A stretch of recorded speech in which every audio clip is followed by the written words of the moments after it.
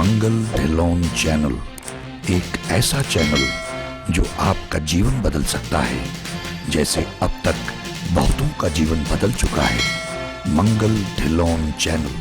नमस्कार, आदाब, सत श्री अकाल। दोस्तों, साडे पिंड इन्ने पिछे क्यों है? की कारण है?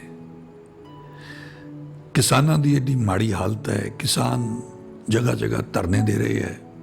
एक बहुत ही खतरनाक सिचुएशन है साडे मुल्क दे विच। जिहड़े 3 ऑर्डीनेंस जिन्हां दे खिलाफ सारे किसान विरोध कर रहे हैं थां थां ते, और सरकार उन्हां दे नाल धक्का कर रही है। उन्हां दीयां जिहड़ियां मंगां है, वो जायज़ मंगां है, अणदेखी कर रही है। इहदे ते असीं एक वखरा वीडियो बनांगे। और पंजाब दे जिहड़े पिंड है, वैसे मेरा ख्याल है सारे पिंडां दा हाल होएगा, यूपी दे पिंडां दा भी, पर पंजाब दे विच क्योंकि मेरा पिंड एक यूपी दे विच है, एक इत्थे पंजाब दे, जिथे मैं पैदा होया, मेरा जन्म होया वांदर जटाणा, जिला फरीदकोट, कोटकपुर दे कोले। कोटकपुर तो ट्रेन जाती है मुक्तसर साहब नूं, ते पहला स्टेशन साडा पिंड पैंदा वांदर जटाणा। मैं पिछले दिनी पिंड गया ते उत्थे जो मैं हालात वेखे, मैनूं अंदरों आवाज़ आई कि सानूं एक वीडियो इत्थे बनाउणा चाहीदा है। मेरा पिंड एक उदाहरण है, पर मेरा ख्याल है तकरीबन कमोबेश सारे पंजाब दे पिंडां दा यही हाल है। कुछ एक NRIs नहीं है, कुछ जागरूक पिंड दे लोकां ने आपदे पिंड नूं बहुत वधिया बनाया है, वो वधाई दे पात्र है। आई सैल्यूट देम। पर ज़्यादातर पिंडां दा यही हाल है जो साडे पिंड दा। ते मैं आपदे पिंड बारे जिक्र इस करके कर रहा है कि शायद ये तो साडे पिंड दे लोकां नूं या पिंडां दे लोकां नूं, पंजाब दे पिंडां दे लोकां नूं कोई दिशा मिले। मैं पिंड गया, रब दी किरपा नाल मेरे कोले एक मर्सडीज़ गड्डी सी। मैं वो गड्डी लैके गया, तो ये पुरानी गल है। वो गड्डी जिहड़ी गली साडे घर नूं जांदी है, आ मैं उहदे तस्वीरां तुहानूं विखा रहा। मेरे घर नूं जाण वाली जिहड़ी गली है, उहदा हाल वेखो तुसीं। कुछ मैं उहदे फोटो लए, थोड़ा जिहा उहदा वीडियो बनाया फोन दे उत्ते। ये तुहाडे सामने मैं तुहाडे नाल शेयर कर रहा। ये गली मेरे घर नूं जांदी है। मेरी गड्डी उत्ते फस गई, स्लिप कर ला पई चिक्कड़ दे विच। उत्ते बदबू आवे, मच्छर उत्ते पैदा हो रहे, क्योंकि गंदगी बहुत ज़्यादा सीगी, पानी खड़ा सी। तो चलो उदों तो मैं किवें ना किवें गड्डी उत्तों कढ लई, तो मैं बड़ा हैरान भी होया। मैं कोसिया भी पिंड दे लोकां नूं, सरपंच नूं भी, कि भी साडे पिंड दे लोकां दा की हाल है। मैं कुछ होर काम गया सीगा, मैनूं टाइम ना मिलिया, गड्डी धोती धाती, तो उदों बाद मैं वापस आ गया।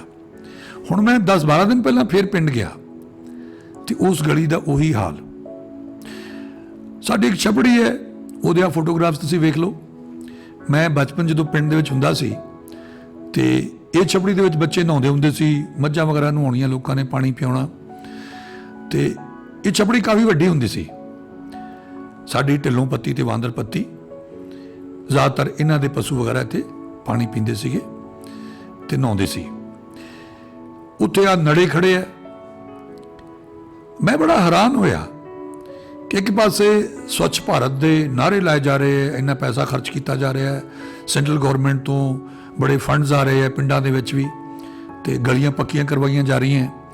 तो साडी गली मेरा ख्याल है घट्टो घट्ट 30 साल तो 35 साल हो गए, इहदा यही हाल है।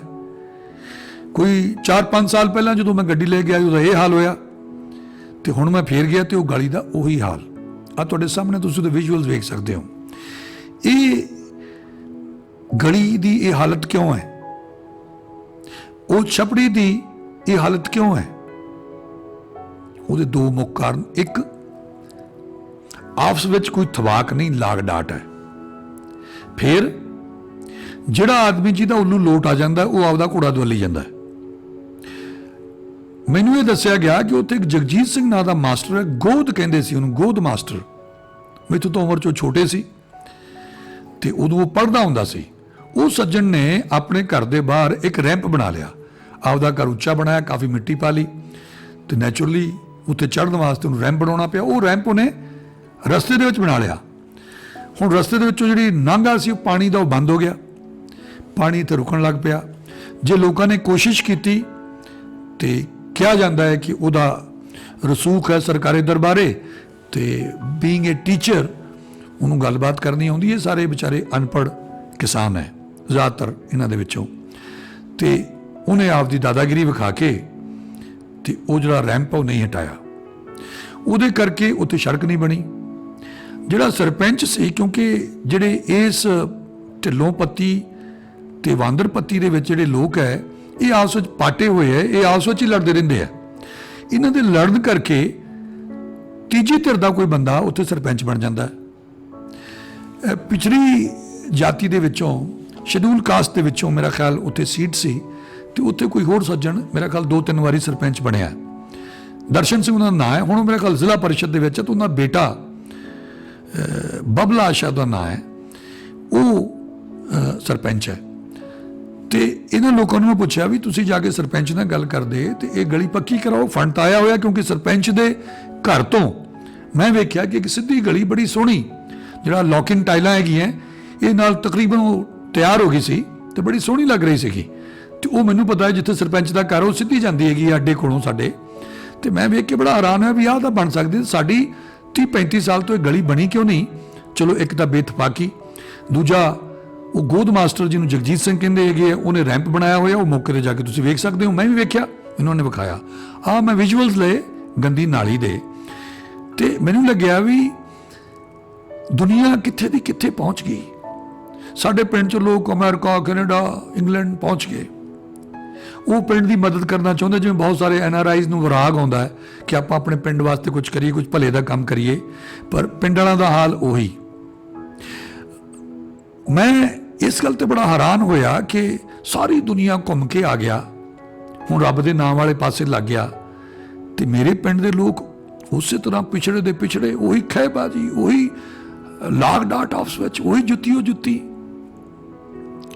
ਹੁਣ ਇੱਥੇ ਇੱਕ ਬੜੀ ਸਿੱਧੀ ਜੀ ਗੱਲ ਹੈ, ਜੋ ਸਥਿਤੀ ਸਾਡੇ ਪਿੰਡ ਦੇ ਵਿੱਚ ਹੈ ਮੇਰਾ ਖਿਆਲ ਉਹ ਹਰ ਪਿੰਡ ਦੇ ਵਿੱਚ ਹੁੰਦੀ ਹੋਊਗੀ।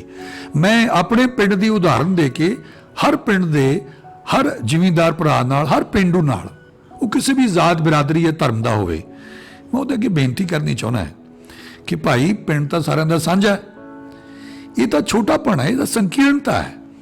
ਜੇ ਤੁਸੀਂ ਆਪ ਮੰਨ ਲਓ ਇੱਕ ਬੰਦਾ ਸਰਪੰਚ ਬਣ ਗਿਆ ਤੇ ਇੱਕ ਪੱਤੀ ਦੇ ਲੋਕਾਂ ਨੇ ਉਹਨੂੰ ਵੋਟਾਂ ਨਹੀਂ ਪਾਈਆਂ, ਤੇ ਉਹ ਕਵੇ ਕਿ ਮੈਂ ਤਾਂ ਇਹ ਸੜਕ ਬਣਾਉਣੀ ਨਹੀਂ, ਬਹਾਨਾ ਕੋਈ ਵੀ ਬਣਾਵੇ। ਨਹੀਂ, ਮੇਰੇ ਹਿਸਾਬ ਨਾਲ ਜੇ ਤੁਹਾਨੂੰ, ਕਿਉਂਕਿ ਪਿੰਡਾਂ 'ਚ ਪਤਾ ਲੱਗ ਜਾਂਦਾ ਵੀ ਇਸ ਪੱਤੀ ਦੇ ਲੋਕਾਂ ਨੇ ਮੈਨੂੰ ਘੱਟ ਵੋਟਾਂ ਪਾਈਆਂ ਜਾਂ ਨਹੀਂ ਪਾਈਆਂ।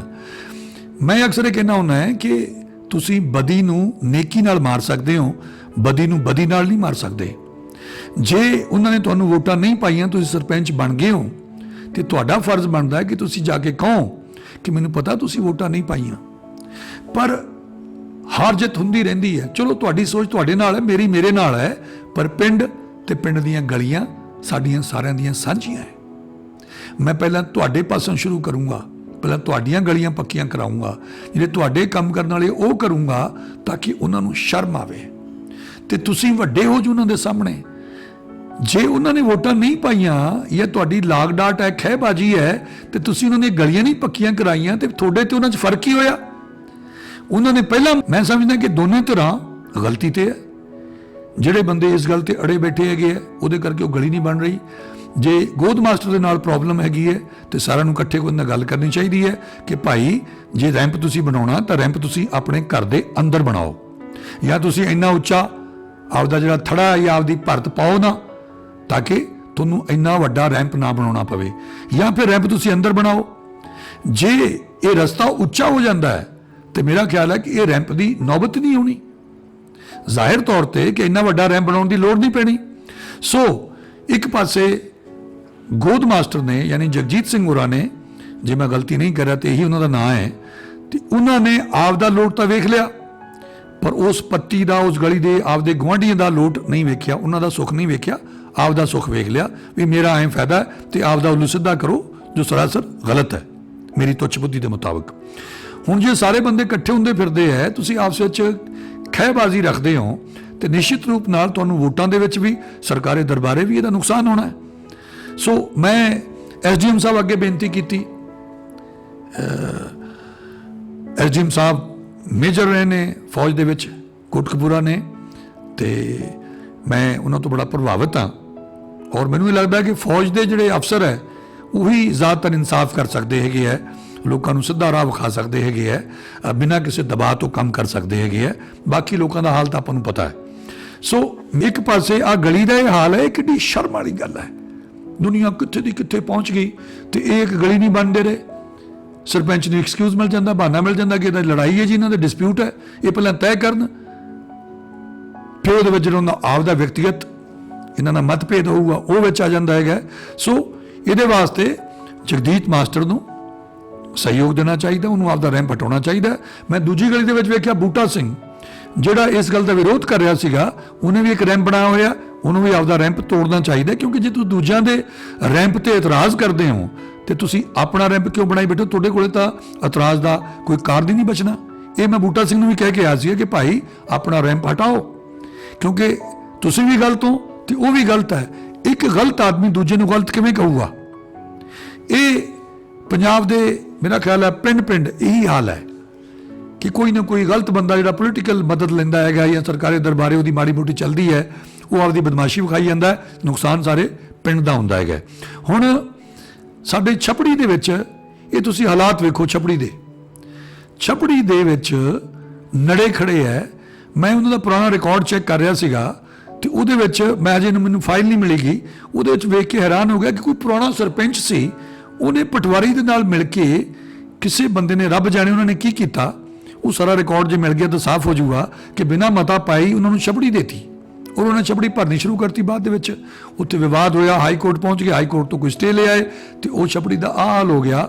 ਉੱਥੇ ਇੰਨੀ ਗੰਦਗੀ ਹੈ, ਉੱਥੇ ਮੱਛਰ ਪੈਦਾ ਹੁੰਦਾ ਹੈਗਾ, ਬਿਮਾਰੀਆਂ ਪੈਦਾ ਹੋਣਗੀਆਂ, ਉੱਥੇ ਨੜੇ ਖੜੇ ਆ, ਜੰਗਲ ਬਣਿਆ ਹੋਇਆ ਹੈਗਾ, ਸੱਪਾਂ ਦਾ ਘਰ ਬਣ ਗਿਆ ਉਹ। ਤੇ ਕਿਉਂ? ਖਹਿਬਾਜੀ।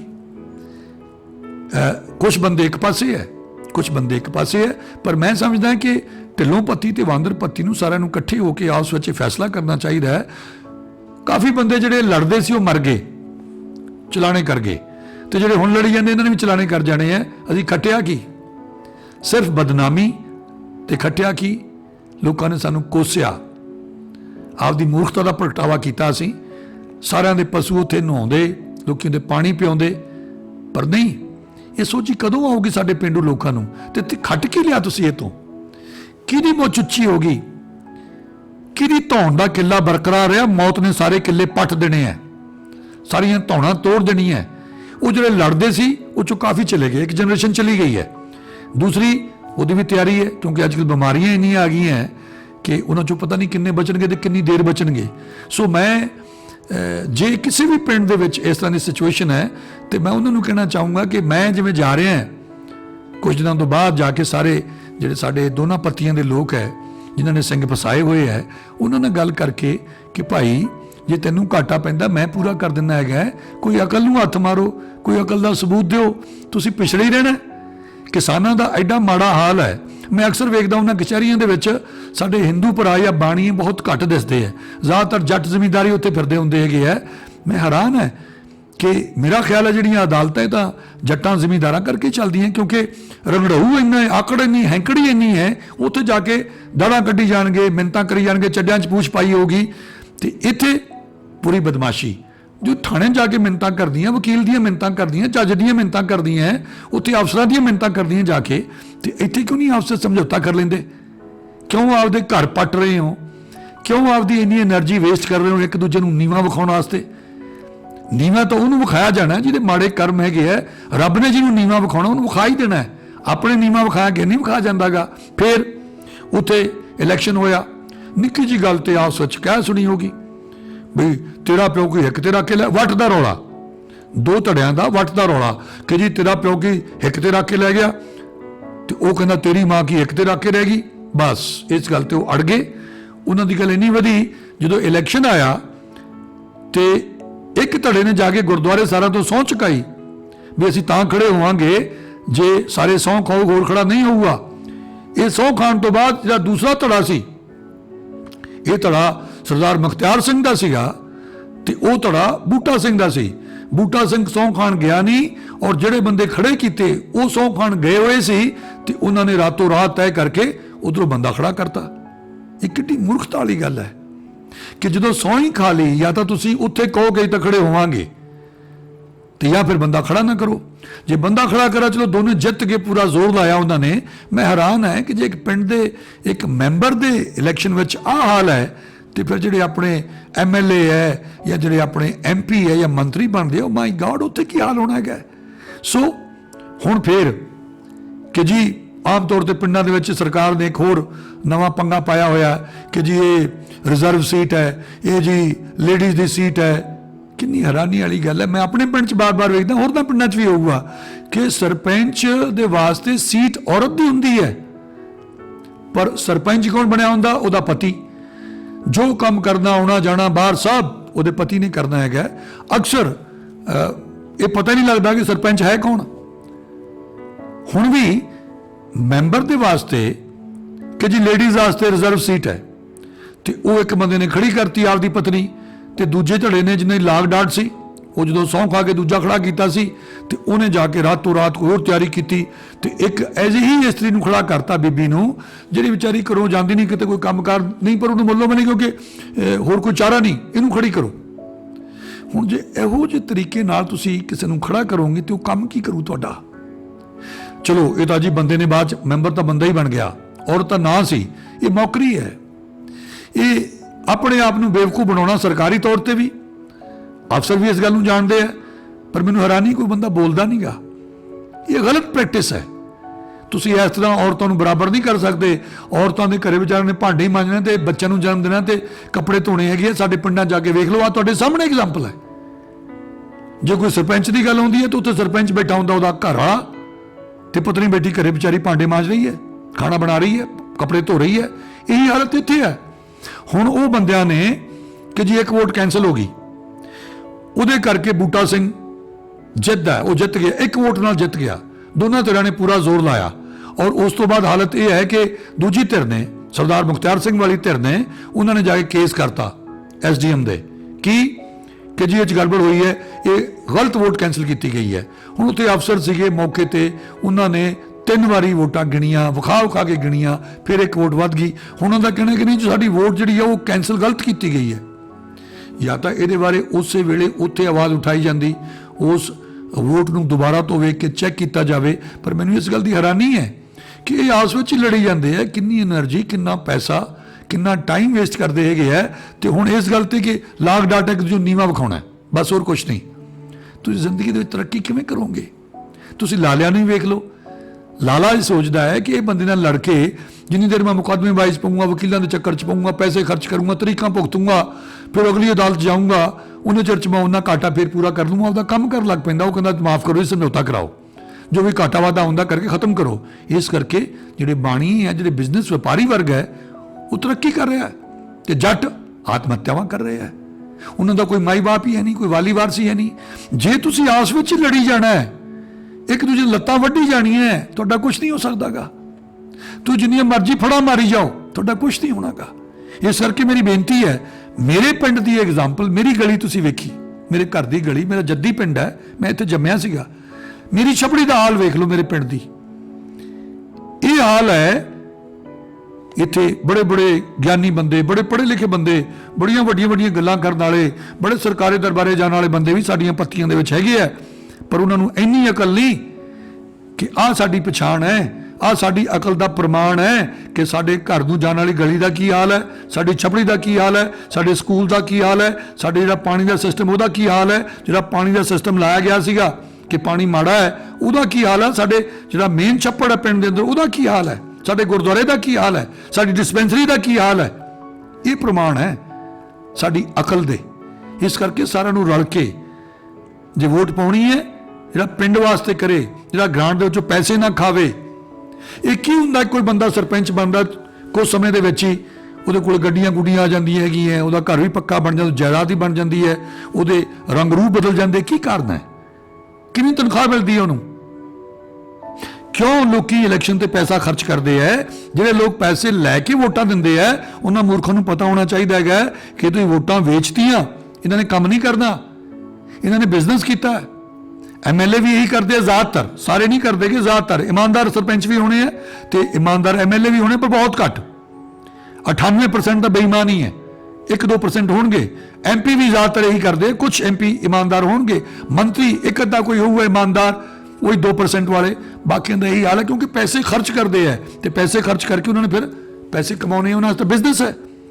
ਅਸੀਂ ਤਾਂ ਆਪਦਾ ਸ਼ਿਕਾਇਤ ਕਰਨ ਦਾ ਅਧਿਕਾਰ ਵੀ ਗਵਾ ਬੈਠੇ ਹੈ, ਕਿਉਂਕਿ ਉਹਨਾਂ ਨੇ ਵਪਾਰ ਕੀਤਾ ਹੈ। ਜਦੋਂ ਅਸੀਂ ਆਪ ਭ੍ਰਿਸ਼ਟ ਹੋ ਗਏ, ਅਸੀਂ ਆਪ ਪੈਸੇ ਲੈ ਕੇ ਵੋਟ ਪਾਈ ਤੇ ਅਸੀਂ ਤਾਂ ਸ਼ਿਕਾਇਤ ਕਰਨ ਦਾ ਅਧਿਕਾਰ ਵੀ ਗਵਾ ਦਿੱਤਾ। ਅਸੀਂ ਕਿਸ ਮੂੰਹ ਨਾਲ ਸ਼ਿਕਾਇਤ ਕਰਾਂਗੇ ਉਹਨਾਂ ਕੋਲੇ? ਉਹ ਕਹਿੰਦੇ ਧੱਕੇ ਖਾਓ, ਜਾਓ ਦਫਾ ਹੋ। ਤੁਹਾਨੂੰ ਜਿਹੜੀ ਵੋਟ ਲਈ ਹੈ ਪੈਸੇ ਦੇ ਕੇ, ਤੁਸੀਂ ਪੈਸੇ ਲੈ ਕੇ ਵੋਟ ਦਿੱਤੀ ਹੈ ਤੇ ਕੰਮ ਕਿਹਨੇ ਕਰਨਾ ਹੈ? ਜੇ ਫਿਰ ਇਲੈਕਸ਼ਨ ਆਊਗਾ ਤੇ ਪੈਸੇ ਦੇ ਕੇ ਫਿਰ ਵੋਟ ਖਰੀਦ ਲਾਂਗੇ। ਤੁਸੀਂ ਤਾਂ 500,000 ਦੇ ਵਿੱਚ ਜਾਂ 5,000 ਦੇ ਵਿੱਚ ਵੋਟ ਵੇਚ ਦੇਣੀ ਹੈ। ਸ਼ਰਾਬ ਦੀ ਬੋਤਲ ਹੈ, ਡੋਡੇ ਹੈ, ਅਫੀਮ ਹੈ, ਉੱਥੇ ਪਾਰਟੀਆਂ ਹੁੰਦੀਆਂ, ਵੈਲੀ ਨਾਲ ਬੈਠੇ ਹੁੰਦੇ ਆ। ਇਸ ਕਰਕੇ ਪਿੰਡ ਪਿੱਛੇ ਹੈ, ਦੇਸ਼ ਪ੍ਰਾਂਤ ਪਿੱਛੇ ਹੈ। ਜਿੰਨਾ ਚਿਰ ਲੋਕ ਜਾਗਦੇ ਨਹੀਂ ਕਿ ਵੋਟ ਅਸੀਂ ਆਪਦੇ ਪਿੰਡ ਵਾਸਤੇ ਪਾਉਣੀ ਹੈ, ਆਪਦੇ ਸ਼ਹਿਰ ਵਾਸਤੇ, ਆਪਦੇ ਕਸਬੇ ਵਾਸਤੇ, ਆਪਦੇ ਇਲਾਕੇ ਵਾਸਤੇ, ਆਪਦੇ ਜ਼ਿਲ੍ਹੇ ਵਾਸਤੇ, ਆਪਦੇ ਸਬ ਡਿਵੀਜ਼ਨ ਵਾਸਤੇ ਪਾਉਣੀ ਹੈ, ਕਿਸੇ ਪਾਰਟੀ ਨੂੰ ਨਹੀਂ ਪਾਉਣੀ। ਅਸੀਂ ਬੰਦੇ ਨੂੰ ਪਾਉਣੀ ਹੈ ਜਿਹੜਾ ਵਾਅਦਾ ਕਰਦਾ ਤੇ ਪੂਰਾ ਕਰੇ, ਪੂਰਾ ਨਹੀਂ ਕੀਤਾ ਉਹਨੂੰ ਘਰੇ ਨਹੀਂ ਵੜ ਦੇਣਾ ਕਿ ਸਾਡੇ ਮੂੰਹ ਨਾ ਵਿਖਾਈ। ਸੋ ਮੇਰਾ ਕਹਿਣ ਦਾ ਭਾਵ ਇਹ ਹੈ ਕਿ ਭਾਈ ਮੇਰੇ ਪਿੰਡ ਦੀ ਇਹ ਆਪ ਬੀਤੀ, ਮੇਰੀ ਆਪ ਬੀਤੀ ਹੈ ਤੇ ਮੈਂ ਸਾਡੇ ਪਿੰਡ ਦੇ ਲੋਕਾਂ ਅੱਗੇ ਬੇਨਤੀ ਕਰਦਾ ਕਿ ਸਿਆਣਪ ਵਿਖਾਓ। ਸਹੀ, ਜੇ ਕੋਈ ਗਲਤ ਹੈ ਤਾਂ ਗਲਤ ਹੈ, ਜੇ ਸਹੀ ਹੈ ਤਾਂ ਸਹੀ ਹੈ। ਜੇ ਇਸ ਤਰੀਕੇ ਨਾਲ ਚੱਲੋਗੇ ਤੁਹਾਨੂੰ ਇੱਜ਼ਤ ਮਿਲੂਗੀ, ਤੁਹਾਡੀ ਏਕਤਾ ਨੂੰ ਇੱਜ਼ਤ ਮਿਲੂਗੀ, ਤੁਹਾਡੇ ਕੰਮ ਵੀ ਹੋਣਗੇ, ਸਰਕਾਰੀ ਦਰਬਾਰੇ ਤੁਹਾਡੀ ਸੁਣਵਾਈ ਵੀ ਹੋਊਗੀ।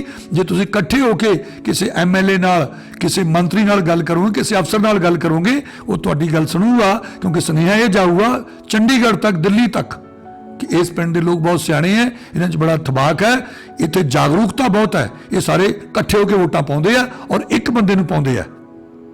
ਸਾਰਾ ਕੁਝ ਸਾਂਝਾ, ਪਿੰਡ ਵੀ ਸਾਂਝਾ, ਸਾਡਾ ਗਲੀਆਂ ਸਾਂਝੀਆਂ ਹੈਗੀਆਂ, ਸਾਰਿਆਂ ਨੇ ਨਿਕਲਣਾ ਹੁੰਦਾ ਉੱਥੋਂ ਦੀ। ਤੁਸੀਂ ਆਪਸ ਵਿੱਚ ਲੜ ਕੇ ਆਪਦੀ ਮਿੱਟੀ ਪਲੀਤ ਕਰੀ ਜਾਂਦੇ ਹੋ। ਤੁਸੀਂ ਆਪਦੀਆਂ ਗਲੀਆਂ ਦਾ ਹਾਲ ਕੀਤਾ, ਤੁਸੀਂ ਆਪਦੀ ਛਪੜੀ ਦਾ ਹਾਲ ਕੀਤਾ, ਤੁਸੀਂ ਆਪਸ ਵਿੱਚ ਲੜ ਕੇ ਆਪਦਾ ਹੀ ਹਾਲ ਕਰ ਲਿਆ। ਮੈਂ ਉਮੀਦ ਕਰਦਾ ਹਾਂ, ਮੇਰੀ ਹੱਥ ਬੰਨ੍ਹ ਕੇ ਬੇਨਤੀ ਹੈ, ਜੇ ਮੇਰੀ ਕੋਈ ਗੱਲ ਕਿਸੇ ਸੱਜਣ ਨੂੰ ਬੁਰੀ ਲੱਗੀ ਹੋਵੇ ਤਾਂ ਮੈਂ ਮਾਫੀ ਚਾਹੁੰਦਾ, ਪਰ ਮੇਰਾ ਆਪਦਾ ਕੋਈ ਤੇ ਜ਼ਾਤੀ ਸਵਾਰਥ ਨਹੀਂ ਹੈ, ਵਿਅਕਤੀਗਤ ਸਵਾਰਥ ਨਹੀਂ ਹੈ। ਮੈਂ ਚਾਹੁੰਦਾ ਕਿਉਂਕਿ ਮੈਂ ਇੱਕ ਨੂੰ ਆ ਕੇ ਮਿਲ ਨਹੀਂ ਸਕਿਆ, ਸਾਰੇ ਇਕੱਠੇ ਹੋ ਨਹੀਂ ਸਕੇ, ਪਰ ਮੈਨੂੰ ਦੁੱਖ ਬਹੁਤ ਹੋਇਆ। ਦੁੱਖ ਇਸ ਹੱਦ ਤੱਕ ਹੋਇਆ ਕਿ ਮੈਨੂੰ ਲੱਗਾ ਕਿ ਮੈਂ ਵੀਡੀਓ ਬਣਾ ਕੇ ਆਪਦੇ ਚੈਨਲ ਤੇ ਪਾਵਾਂ ਕਿ ਯਾਰ ਇਹ ਕਿਹੋ ਜਿਹੇ ਬੰਦੇ ਆ। ਇੱਕ ਪਾਸੇ ਇੱਕ ਧੌਲਾ ਇਕੱਠਾ ਹੋਇਆ ਫਿਰਦਾ, ਦੂਜਾ ਇਕੱਠਾ ਹੋਇਆ ਫਿਰਦਾ, ਆਪਸ ਵਿੱਚ ਡਹਿ ਡਹਿ ਕੇ ਮਰੀ ਜਾਂਦੇ ਹੈਗੇ ਆ। ਉਹ ਤੁਹਾਡਾ ਬਣੂਗਾ ਕੀ ਜੇ ਤੁਸੀਂ ਆਪਸ ਵਿੱਚ ਲੜੀ ਜਾਣਾ? ਤੁਹਾਡਾ ਕਿਸੇ ਲੀਡਰ ਨੇ ਕੰਮ ਨਹੀਂ ਕਰਦਾ, ਤੁਹਾਡਾ ਕਿਸੇ ਅਫਸਰ ਨੇ ਕੰਮ ਨਹੀਂ ਕਰਦਾ, ਫਿਰ ਆਪੋ ਆਪਣੀ ਲੜਾਈ ਹੈ ਕਿ ਅੱਧੇ ਉਧਰ ਅੱਧੇ ਇੱਧਰ। ਇਹ ਕਿੰਨੀ ਵਧੀਆ ਗੱਲ ਹੈ ਕਿ ਸਾਰੇ ਮਿਲ ਕੇ ਸਰਵ ਸੰਮਤੀ ਦੇ ਨਾਲ ਤੁਸੀਂ ਆਪਦੇ ਸਾਰੇ ਕੰਮ ਕਰੋ। ਠੀਕ ਹੈ, ਤੁਹਾਡੇ ਵਿਅਕਤੀਗਤ ਮਤਭੇਦ ਹੋਣਗੇ, ਕੁਝ ਗੱਲਾਂ ਦੇ ਇਹੋ ਜਿਹੇ ਮਤਭੇਦ ਹੁੰਦੇ ਜਿਹਨੂੰ ਨਹੀਂ ਮਿਟਾਇਆ ਜਾ ਸਕਦਾ, ਪਰ ਜਦੋਂ ਪਿੰਡ ਦੀ ਗੱਲ ਆਵੇ, ਪਿੰਡ ਦੇ ਸਕੂਲ ਦੀ ਗੱਲ ਆਵੇ, ਪਿੰਡ ਦੀ ਡਿਸਪੈਂਸਰੀ ਦੀ ਗੱਲ ਆਵੇ, ਗੁਰਦੁਆਰੇ ਦੀ ਗੱਲ ਆਵੇ, ਗਲੀਆਂ ਦੀ ਗੱਲ ਆਵੇ, ਪਿੰਡ ਦੀ ਜਨਰਲ ਤਰੱਕੀ ਛਪੜੀ ਦੀ ਗੱਲ ਆਵੇ, ਉਦੋਂ ਤੁਹਾਨੂੰ ਸਾਰਿਆਂ ਨੂੰ ਇਕੱਠੇ ਹੋਣਾ ਚਾਹੀਦਾ। ਠੀਕ ਹੈ, ਉਹ ਬੰਦੇ ਨਹੀਂ ਬੋਲਣਾ ਨਾ ਬੋਲੋ, ਤੁਹਾਡੀ ਕੋਈ ਇਹੋ ਜਿਹਾ ਵੈਰ ਵਿਰੋਧ ਹੈ, ਪਰ ਤੁਹਾਨੂੰ ਪਿੰਡ ਵਾਸਤੇ ਬੋਲਣਾ ਚਾਹੀਦਾ ਹੈਗਾ ਕਿ ਸਾਡੀਆਂ ਰੂਹਾਂ, ਸਾਡੀ ਅਣਖ ਮਰ ਚੁੱਕੀ ਹੈ, ਅਸੀਂ ਰੋਟੀ ਖਾਂਦੇ ਯਾਰ, ਸਾਡੇ ਕੋਲ 2-2 4-4 ਕਿੱਲੇ ਜਿਹੜੀ ਵੀ ਜ਼ਮੀਨ ਹੈ। ਪਰ ਇਹ ਸੁਨੇਹਾ ਮੈਂ ਆਪਣੇ ਪਿੰਡ ਦੀ ਉਦਾਹਰਨ ਦੇ ਕੇ ਪੰਜਾਬ ਦੇ ਹਰ ਪਿੰਡ ਦੇ ਹਰ ਜ਼ਿਮੀਂਦਾਰ ਨੂੰ, ਹਰ ਬਾਸ਼ਿੰਦੇ ਨੂੰ ਦੇਣਾ ਚਾਹੁੰਦਾ।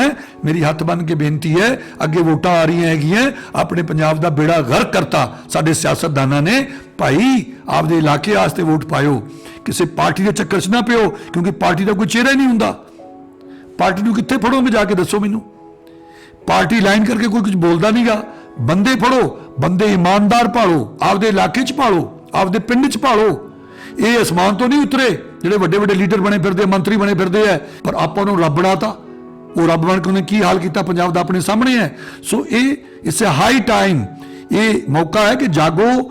ਜਿੰਨਾ ਯੂਥ ਹੈ, ਜਿੰਨੇ ਨੌਜਵਾਨ ਹੈ, ਸਾਰੇ ਜਾਗਰੂਕਤਾ ਫੈਲਾਓ ਵਾਲੇ ਦੁਆਲੇ ਕਿ ਆਪਾਂ ਜਿਹੜਾ ਵੀ ਬੰਦਾ ਇਮਾਨਦਾਰ ਹੈ ਉਹਨੂੰ ਵੋਟ ਪਾਉਣੀ ਹੈ, ਨਹੀਂ ਤਾਂ ਨੋਟਾਂ ਤੇ ਲਾ ਦੇਣੀ ਹੈ ਮੋਹਰ। ਆਪਾਂ ਕਿਸੇ ਬੇਈਮਾਨ ਨੂੰ, ਤੁਸੀਂ ਬਾਰ-ਬਾਰ ਉਹਨੇ ਬੰਦਿਆਂ ਨੂੰ ਚੁਣੀ ਜਾਂਦੇ ਆ, ਉਹ ਪੈਸੇ ਵੰਡ ਦਿੰਦੇ ਆ, ਉਹ ਪੈਸੇ ਤੁਹਾਡੇ ਹੀ ਹੈ। ਜੇ ਕੋਈ ਦਿੰਦਾ ਲੈ ਲਓ, ਪਰ ਵੋਟ ਇਮਾਨਦਾਰ ਨੂੰ ਪਾਇਓ। ਜੇ ਤੁਹਾਨੂੰ ਕੋਈ ਅੱਗੇ ਦਿੰਦਾ ਨਾ, ਉਹਨੇ ਕੋਈ ਟੱਕ ਨਹੀਂ ਮਾਰਿਆ, ਉਹ ਤੁਹਾਡੇ ਹੀ ਪੈਸੇ ਨੂੰ ਲੁੱਟੇ ਆ, ਉਹ ਤੋਂ ਪੈਸੇ ਲੈ ਲਓ, ਪਰ ਵੋਟ ਇਮਾਨਦਾਰ ਨੂੰ ਪਾਇਓ। ਜੇ ਤੁਸੀਂ ਪੰਜਾਬ ਨੂੰ ਬਚਾਉਣਾ ਹੈ, ਜੇ ਤੁਸੀਂ ਪਾਪੀ ਨਹੀਂ ਬਣਨਾ, ਜੇ ਤੁਸੀਂ ਆਪਣੇ ਮਰਜ਼ੀਵੜਿਆਂ ਦੇ, ਆਪਣੇ ਗੁਰੂਆਂ ਦੇ ਗੁਨਾਹਗਾਰ ਨਹੀਂ ਬਣਨਾ, ਜੇ ਤੁਸੀਂ ਆਪਣੀ ਮਾਤਰ ਭੂਮੀ ਦੇ, ਆਪਣੀ ਮਿੱਟੀ ਦੇ ਗੁਨਾਹਗਾਰ ਨਹੀਂ ਬਣਨਾ, ਉਹਦੇ ਦੋਖੀ ਨਹੀਂ ਬਣਨਾ, ਤਾਂ ਇਮਾਨਦਾਰ ਨੂੰ ਵੋਟ ਪਾਇਓ। ਤੇ ਆਪਣੇ ਪਿੰਡਾਂ ਦੇ ਵਿੱਚ ਜੇ ਤੁਹਾਡੇ ਕੋਲੇ ਕੋਈ ਨਹੀਂ ਹੁੰਦਾ, ਤੁਸੀਂ ਜਾਓ ਉਹਦੇ ਕੋਲੇ ਕਿ ਬਾਈ ਯਾਰ आओ आप मिल के पंजाब नूं बचाइए अपने, क्योंकि वेखो एक बंदा, एक घर ते एक मुहल्ला, एक पत्ती, एक पिंड, एक सब डिवीजन, एक ब्लॉक, एक सब डिवीजन, एक जिला, एक इलाका, माझा दुआबा मालवा पंजाब बनता कि इकाई तो है। पूरी बिल्डिंग बनती है, एक एक इट होंदी ਉਹਦੇ ਵਿੱਚ, ਤੁਸੀਂ ਇੱਕ ਇੱਟੋਂ ਤੁਹਾਡੇ ਨਾਲ ਹੀ पूरा पंजाब बनता है। ਤੁਸੀਂ ਆਪਦੇ ਆਪ ਨੂੰ ਘੱਟ ਨਾ ਜਾਣਿਆ ਕਰੋ। ਆ ਵੇਖੋ ਇੱਕ ਵੋਟ ਤੇ ਫਸਿਆ ਹੋਇਆ ਮਾਮਲਾ, ਇੱਕ ਵੋਟ ਤੇ ਹਾਰ ਜਿੱਤ ਦਾ ਫੈਸਲਾ ਇੱਕ ਵੋਟ ਤੇ ਹੈ। ਹੁਣ ਇਸ ਇਲੈਕਸ਼ਨ ਦੇ ਵਿੱਚ ਜਿੰਨੇ ਵੀ ਇਹਨਾਂ ਨੇ ਪੈਸੇ ਖਰਚ ਕੀਤੇ, ਮੈਨੂੰ ਬੰਦੇ ਦੱਸ ਰਹੇ ਸੀਗੇ ਇਹਨਾਂ ਨੇ ਬਹੁਤ ਖਰਚ ਕੀਤੇ, ਉਹਨਾਂ ਦਾ ਸਾਰਾ ਖਰਚਾ ਇੱਕ ਪਾਸੇ ਤੇ ਇੱਕ ਵੋਟ ਇੱਕ ਪਾਸੇ ਹੈ। ਇੰਨੀ ਅਹਿਮੀਅਤ ਹੈ ਤੁਹਾਡੀ ਵੋਟ ਦੀ, ਇਸ ਕਰਕੇ ਵੋਟ ਪਾਉਣ ਜਾਇਆ ਕਰੋ। ਜੇ ਤੁਹਾਨੂੰ ਕੋਈ ਇਮਾਨਦਾਰ ਬੰਦਾ ਨਜ਼ਰ ਨਾ ਆਵੇ, ਨੋਟਾਂ ਤੇ ਮੋਹਰ ਲਾਓ ਜਾਂ ਇਮਾਨਦਾਰ ਨੂੰ ਜਾ ਕੇ ਲੈ ਕੇ ਆਓ, ਆਪਦੇ ਘਰਾਂ ਦੇ ਵਿੱਚ ਭਾਲੋ ਜਿਹੜਾ ਇਮਾਨਦਾਰ ਬੰਦਾ ਹੈ, ਉਹਨੂੰ ਕਹੋ ਤੇਰੀ ਲੋੜ ਆ ਸਾਨੂੰ। ਬਹੁਤ ਦੇਰ ਹੋ ਗਈ ਆਪਾਂ ਚੁੱਪ ਕਰਕੇ ਪਿੱਛੇ ਬੈਠੇ ਰਹੇ। ਆ ਹੁਣ ਤੁਹਾਡਾ ਤਿਆਰੀ ਕਰ ਲਈ ਹੈ, 3 ਆਰਡੀਨੈਂਸ ਆਏ ਹੈ ਤੇ ਤੁਹਾਨੂੰ ਉਹਨਾਂ ਨੇ ਗੁਲਾਮ ਬਣਾਉਣਾ। ਖੇਤਾਂ ਦੇ ਵਿੱਚ ਤੁਸੀਂ ਮੁਜ਼ਾਹਰੇ ਬਣ ਜਾਣਾ, ਮਜ਼ਦੂਰ ਬਣ ਜਾਣਾ ਆਪਦੇ ਖੇਤਾਂ ਦੇ ਵਿੱਚ। ਜਦੋਂ ਉਹ ਤੁਹਾਡੀ ਹਾਲਤ ਹੀ ਕਰ ਦੇਣਗੇ, ਆਪਦੀ ਮਰਜ਼ੀ ਨਾਲ ਉਹ ਖਰੀਦਣਗੇ, ਨਹੀਂ ਖਰੀਦਣਾ ਤੁਹਾਡਾ ਰੋਲ ਰਿਹਾ, ਤੁਹਾਨੂੰ ਵੇਚਣਾ ਪੈਣਾ। ਔਰ ਉਦੋਂ ਬਾਅਦ ਜੋ ਲੱਗੂ ਸਟਾਕ ਕਰ ਲੈਣਗੇ, ਫਿਰ ਆਪਦੀ ਮਰਜ਼ੀ ਨਾਲ ਦੇਣਗੇ। ਯਾਨੀ ਉਹਨਾਂ ਨੇ ਸਾਰਾ ਕੁਝ ਕੰਟਰੋਲ ਕਰ ਲੈਣਾ ਹੈਗਾ। ਤਾਂ ਕਿਸਾਨ ਆਪਦੀ ਥਾਂ ਤੇ ਬਿਲਕੁਲ ਜਾਇਜ਼ ਕਰ ਰਹੇ ਹੈਗੇ ਆ ਕਿ ਸਰਕਾਰ ਖਰੀਦੇ, ਜਿਹੜੀ ਮਿਨੀਮਮ ਪ੍ਰਾਈਸ ਹੈ ਉਹ ਰੱਖੀ ਜਾ, ਸਰਕਾਰ ਖਰੀਦੇ ਤੇ ਫਿਰ ਤਾਂ ਉਹ ਬਚ ਜਾਣਗੇ। ਅਦਰਵਾਈਜ਼ ਜੇ ਪ੍ਰਾਈਵੇਟ ਥਾਂ ਦੇ ਦੋ ਤਾਂ ਮਾਰੇ ਜਾਣੇ ਆ। ਜੇ ਤੁਸੀਂ ਆਈ ਬੈਠੇ ਰਹੇ, ਉਹ ਜਿਹੜੇ ਕਿਸਾਨ ਜਾ ਕੇ ਧਰਨੇ ਦੇ ਰਹੇ ਹੈਗੇ ਆ, ਡਾਂਗਾ ਖਾ ਰਹੇ ਹੈ, ਸਾਰੇ ਪਿੰਡਾਂ ਨੂੰ ਉੱਠ ਕੇ ਉਹਨਾਂ ਸਾਥ ਦੇਣਾ ਚਾਹੀਦਾ ਹੈ। ਪੂਰੇ ਪੰਜਾਬ ਦੇ ਲੋਕਾਂ ਨੂੰ ਭਲਾ ਉਹ ਨੌਕਰੀ ਕਰਦਾ, ਭਲਾ ਉਹ ਮਾਸਟਰ ਹੈ, ਭਲਾ ਉਹ ਜੋ ਵੀ ਕਰਦਾ ਹੈਗਾ, ਵਰਕਸ਼ਾਪ ਕਰਦਾ ਹੈਗਾ, ਕਿਉਂਕਿ ਜੇ ਕਿਸਾਨ ਮਰ ਗਿਆ, ਮਜ਼ਦੂਰ ਮਰ ਗਿਆ ਤੇ ਆਪਾਂ ਸਾਰਿਆਂ ਨੇ ਮਰ ਜਾਣਾ ਹੈਗਾ। ਇਸ ਕਰਕੇ ਉਹਨਾਂ ਦੀ ਮਦਦ ਕਰਨੀ ਚਾਹੀਦੀ, ਉਹ ਨਾਲ ਖੜੇ ਹੋਣਾ ਚਾਹੀਦਾ ਹੈ। ਉੱਥੇ ਡਾਂਗਾ ਨਹੀਂ ਚਲਾਉਣੀਆਂ, ਤੁਸੀਂ ਆਪਦੀ ਮੌਜੂਦਗੀ ਵਿਖਾਓ, ਭੀੜ ਨਜ਼ਰ ਹੋਣੀ ਚਾਹੀਦੀ, ਇਕੱਠ ਨਜ਼ਰ ਹੋਣਾ ਚਾਹੀਦਾ ਹੈ। ਸਰਕਾਰਾਂ ਨੂੰ ਪਤਾ ਲੱਗਣਾ ਚਾਹੀਦਾ ਹੈ ਕਿ ਸਾਰੇ ਲੋਕ ਇਹਨਾਂ ਦੇ ਨਾਲ ਹੈ, ਕਿਉਂਕਿ ਜੇ ਇਹ ਮਰ ਗਏ ਤੇ ਆਪਾਂ ਸਾਰਿਆਂ ਨੇ ਮਰ ਜਾਣਾ ਹੈ। ਜੇ ਤੁਸੀਂ ਪਿੰਡਾਂ ਵਿੱਚ ਆਪਸ ਵਿੱਚ ਹੀ ਲੜੀ ਗਏ, ਆਪਸ ਵਿੱਚ ਹੀ ਖਹਿਬਾਜ਼ੀਆਂ ਤੇ ਆਪਸ ਵਿੱਚ ਇੱਕ ਦੂਜੇ ਨੂੰ ਨੀਵਾਂ ਵਿਖਾਉਣ 'ਚ ਲੱਗੇ ਰਹੇ ਤੇ ਆਪਾਂ ਮਾਰੇ ਜਾਣਾ ਹੈਗਾ। ਜੇ ਆਪਾਂ ਆਪਸ ਵਿੱਚ ਹੀ ਲੜੀ ਗਏ, ਆਪਣਾ ਕੁਛ ਨਹੀਂ ਬਣਨਾਗਾ, ਲੱਕੜ ਬੱਗੇ ਨੇ ਆਪਾਂ ਨੂੰ ਖਾ ਜਾਣਾ ਹੈਗਾ।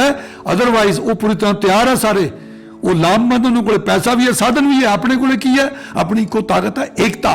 ਉਹੀ ਸਾਡੇ ਕੋਲੇ ਹੈ ਨਹੀਂ ਗੀ। ਇਸ ਕਰਕੇ ਆਪਾਂ ਜੁੱਤੀਆਂ ਖਾਈ ਜਾਂਦੇ ਹਾਂ, ਸਾਡੇ ਸਿਰਾਂ ਤੇ ਕਰਜ਼ੇ ਚੜੇ ਹੈ, ਅਸੀਂ ਉਹਨਾਂ ਕੋਲੋਂ ਮਾਫ ਕਰਾਉਣ ਦੇ ਚੱਕਰ 'ਚ ਫਿਰਦੇ ਰਹਿੰਦੇ ਹਾਂ ਤੇ ਫਿਰ ਅਸੀਂ ਆਤਮ ਹੱਤਿਆਵਾਂ ਕਰਵਾਈ ਜਾਂਦੇ ਹਾਂ। ਔਰ ਲੋਕ ਤਰ੍ਹਾਂ ਤਰ੍ਹਾਂ ਦੇ ਉਲਟੇ ਸਿੱਧੇ ਬਿਆਨ ਦੇਈ ਜਾਂਦੇ ਆ, ਦੇਖਾ ਦੇਖੀ ਦੇ ਵਿੱਚ ਕਰ ਲਿਆ ਇਹਨਾਂ ਨੇ, ਵਿਖਾਵਾ ਕਰਦੇ, ਕਰਜ਼ਾ ਲੈ ਲਿਆ, ਇਹ ਕਰ ਲਿਆ, ਉਹ ਕਰ ਲਿਆ।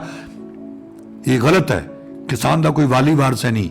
ਕਿਸਾਨ ਜਦੋਂ ਆਪਦੀ ਫਸਲ ਵੇਚਣ ਜਾਂਦਾ ਤਾਂ ਸਸਤੀ ਵੇਚ ਕੇ ਆਉਂਦਾ, ਜਿਹੜੇ ਪੈਸੇ ਮਿਲਦੇ ਜਦੋਂ ਉਹਦੇ ਕੱਚੇ ਮਾਲ ਤੋਂ ਪੱਕਾ ਮਾਲ ਬਣਦਾ ਤਾਂ ਮਹਿੰਗੀ ਖਰੀਦ ਕੇ ਲੈਂਦਾ। 2 ਤਰੀਕੇ ਨਾਲ ਲੁੱਟਦਾ, ਉਹ 2 ਤਰੀਕੇ ਨਾਲ ਲੁੱਟਿਆ ਜਾਂਦਾ ਹੈਗਾ।